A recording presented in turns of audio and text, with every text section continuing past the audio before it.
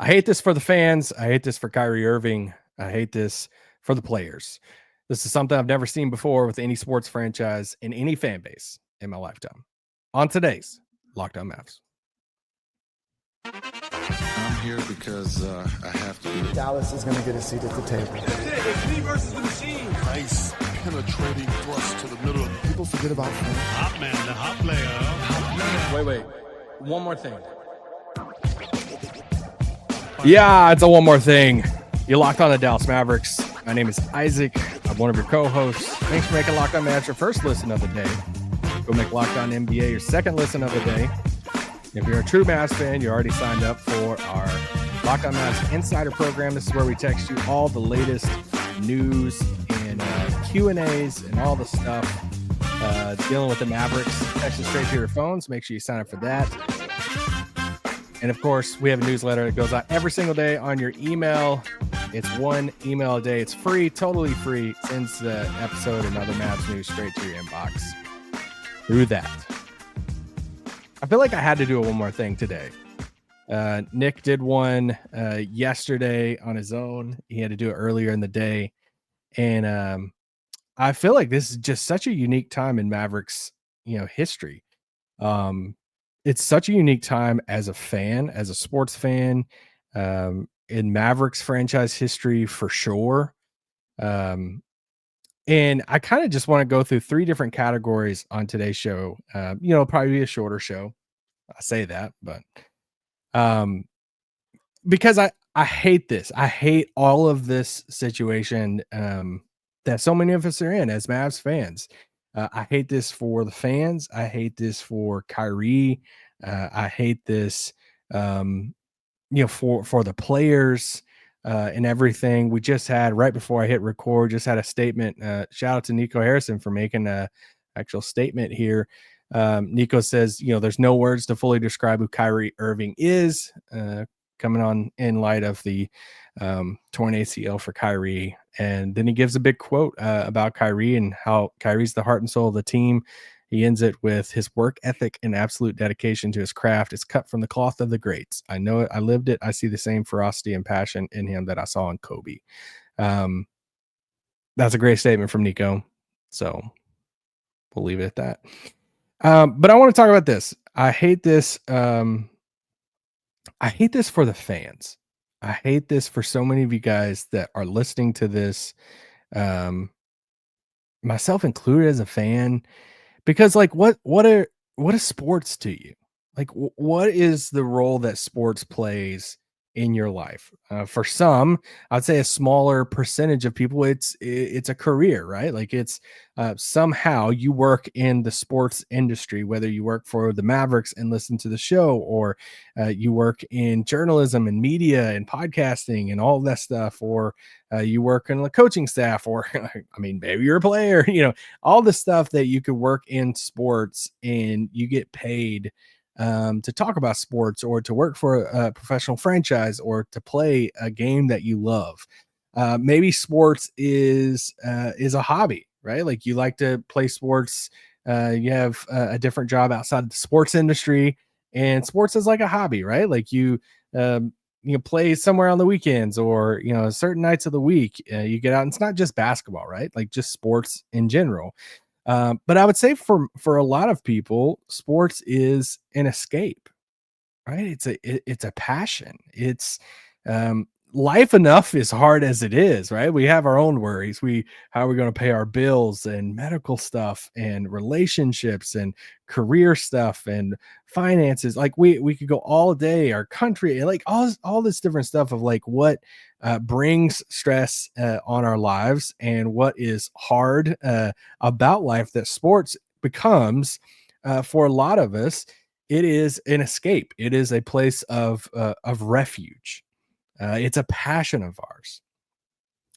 Sports brings a sense of belonging in a way, as part of a fan base. Like when a big thing happens at a game, I feel like a lot of you who've been to games, it's a high five, right? You're high fiving people. You don't even know who you're high fiving, but it's just part of it because you have this belonging, this shared passion with each other about something you love, your sports team. It's the structure to some of our schedules. The diehard fans that are like, man, Sundays are football, or these nights of the week where you're looking at the Mavs schedule and it's like, I can't go out this night. I can't do this. It's literally, and it's genuinely fun. But what has happened over the last 31 days for the Mavericks and for the Mavs fans is something I've never seen before. Never even heard of it before.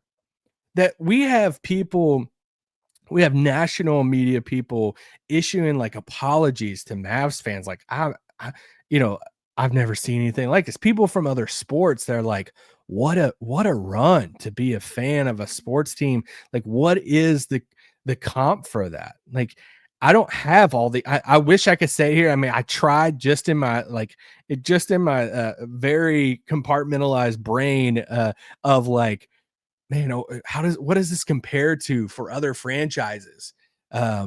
And it's like hard because you don't know, you haven't lived that history for these teams. It's like, okay, the Bills, they lost those 4 Super Bowls and all this stuff. Man, that must have sucked. That was hard. But like, you're not a Bills fan, or at least I'm not. So I don't know that pain. In just different, the Red Sox before they started winning World Series. And I mean, you could sit here and try to like find things of like, man, what's the comparison? But honestly, I just don't know. I mean, obviously I feel like I'm more biased in the moment here. I just don't know what could compare to the last 31 days as a Mavericks fan. And listen, like, if you've heard me, I've been covering the Mavs for 10 years now. If you have listened to me cover the Mavs and talk about the Mavs and all this stuff, I am always the guy from positive angles, right? With this team, with the franchise, with ownership. I feel like I'm always trying to bring a positive angle or a different angle to look at it in a positive light because, guys, we can get on social media for negativity. We can get on public forums and Reddit and different things. And misery is not hard to come by, right? Misery sells, fear sells. Like we love, we kind of, we dive into that, right? And that's not going anywhere. It's not hard to find.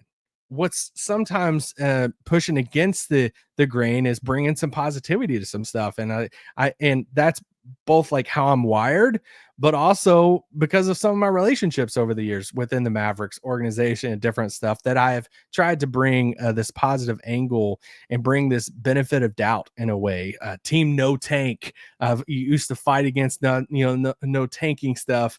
Some of that was because of relationships. Some of that's because of who I am and how I'm wired. But I've never wanted a Maverick season to end more.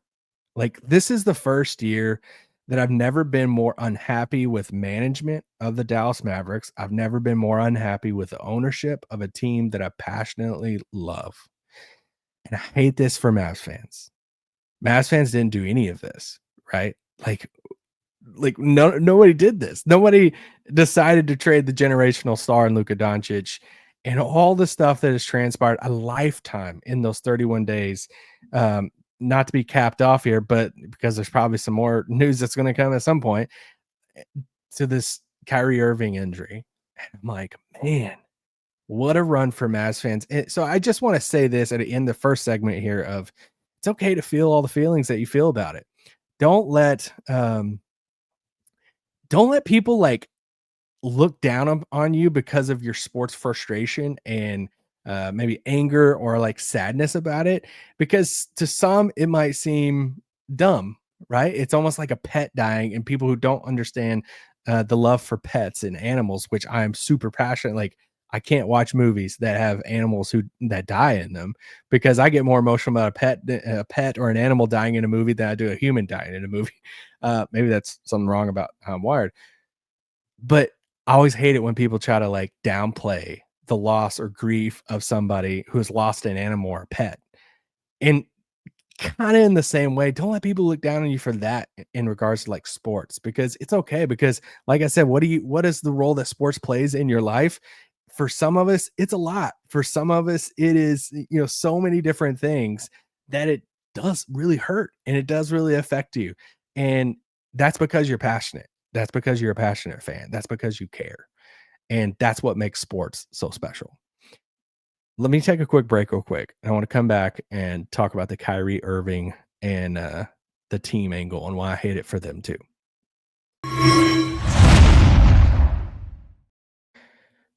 This podcast is brought to you by our friends at Open Phone.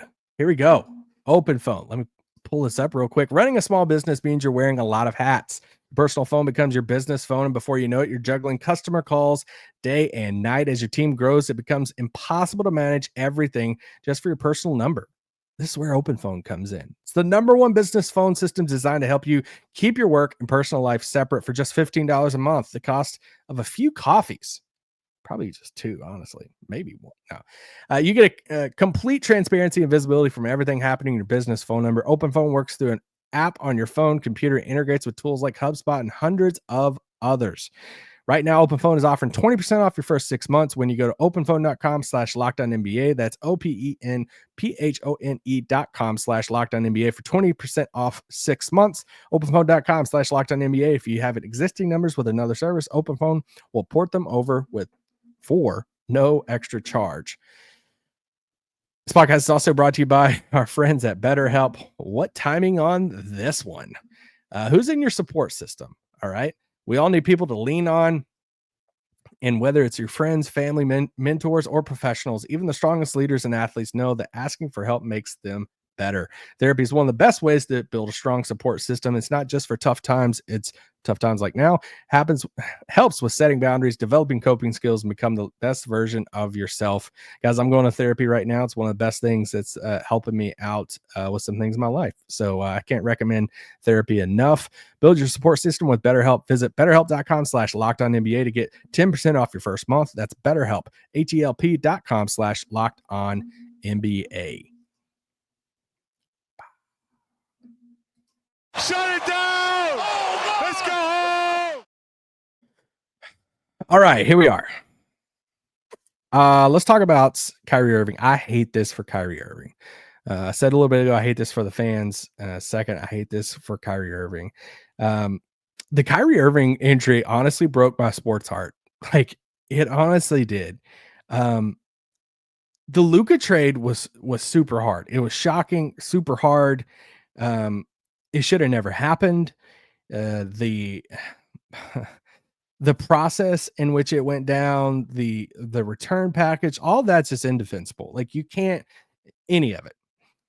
The one glimmer of it that I kind of like, I was like, oh, okay, I could see that long term is like some of the culture stuff. I'm passionate about culture stuff and leadership and management and all this stuff. I kind of get the culture thing long term. Still not a reason to give up on somebody at 25, but you kind of like saw the vision, right? And then you know, the two bigs, and it's like, all right, like it's gonna suck in the long term, but you know what? Kyrie, AD, Gafford, Lively, these guys, like, they have talent, and they're probably going to be pretty good this next year or so. And so it's like you kind of, I kind of saw the basketball on court, and that allowed me to have a little bit of hope with this team of like, man, we're going to get healthy here at the right time. Kyrie's been carrying this team; it's been great. Get us into the playoffs, right? Like, who I don't know if I'm going to bet on anybody else that like beat us outside of some of these like top teams. I think they have a chance to go second or third round in the playoffs if they're fully healthy.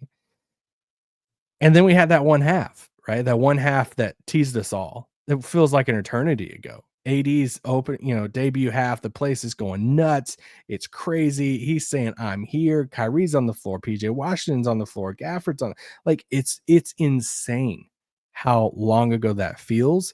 And now here we are.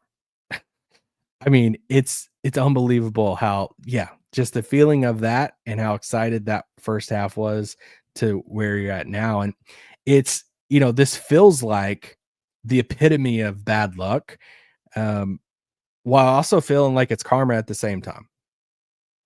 Like, it feels like it's bad luck, but it's kind of actually karma for the trade. It's what it like feels like, right?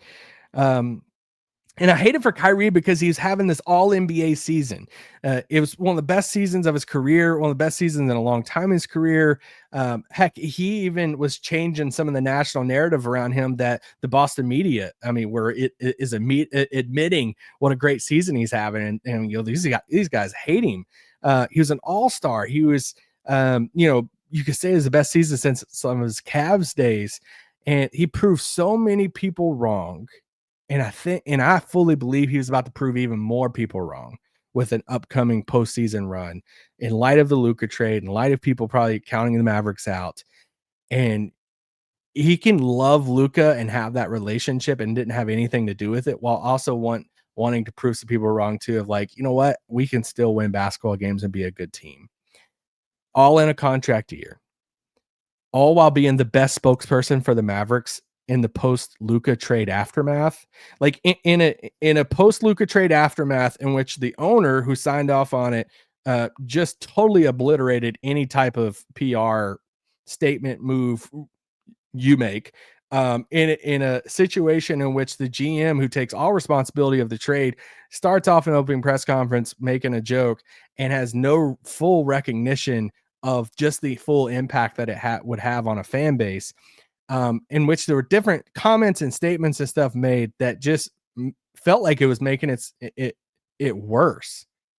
Kyrie Irving Kyrie Irving is the player and the person who steps up and it moves towards Mavs fans more than anybody, and feels like he connects and understands more than anything. And it's like, dude, he was the best person that was speaking on this whole situation. He carried not only the team, but the organization on his back and his shoulders. And it was all in the contract year to where he was about to get paid a ton of money, which still might. And this happens. And I hate it for Kyrie Irving. I hate it so much for Kyrie. And last, I want to say this. I hate this for the players, right? Klay Thompson. Oof. I mean, I hate it for this guy that chooses to come to Dallas, to make the move and all the stuff. And look where, I mean, what a situation now. Crazy. I hate it for the guys that were fighting to come back from injury. Anthony Davis, Lively.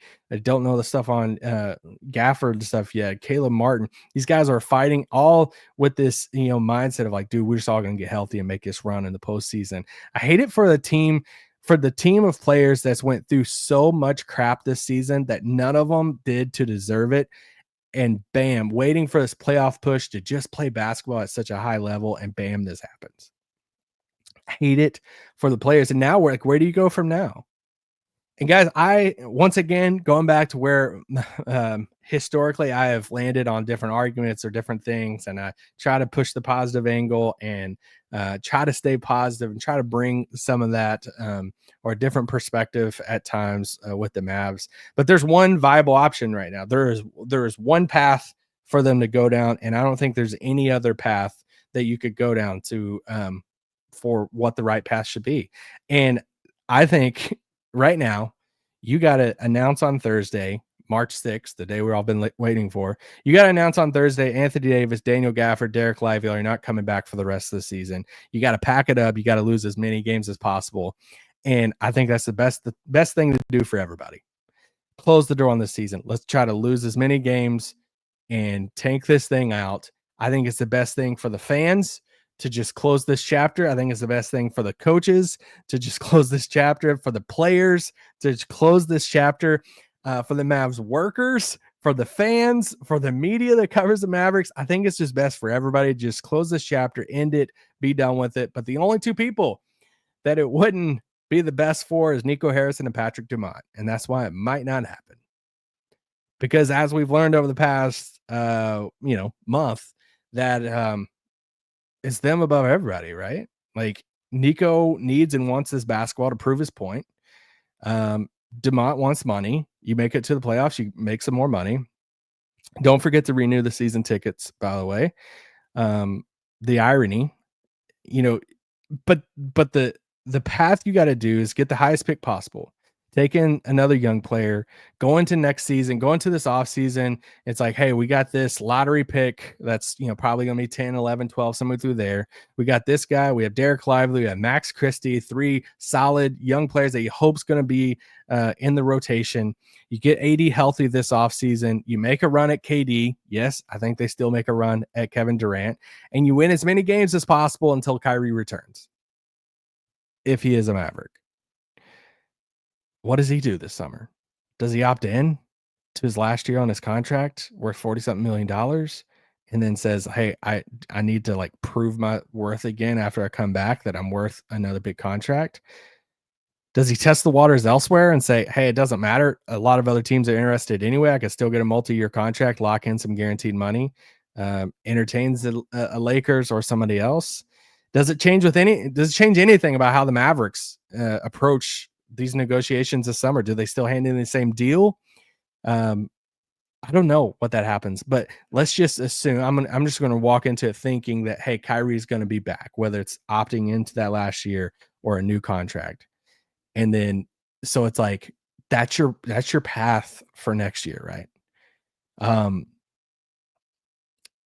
With as much as changed over these past few years, Kyrie has been the constant. He has been the rock that all the waves, all the change, all the crazy stuff that's happened around the Mavs these past 2 years, this past month, Kyrie has been the rock. He was the leader on the team, represented the fan base the best out of anybody in the organization. And this sucks. The Kyrie Irving ACL injury that's going to go into next year some. This is the rock bottom of the history of the Mavericks. It's worse than the 90s. It's worse than 2007. This is it. We're in it. And now we see what's next.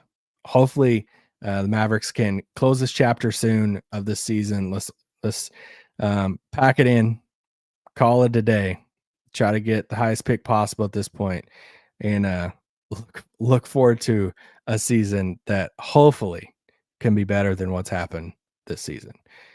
Guys, we'll be back for a new episode coming up tonight, post game tonight, as the Texas Legends play the Milwaukee Bucks. We'll be back with a post game for that, so stay tuned. Peace out. Boom.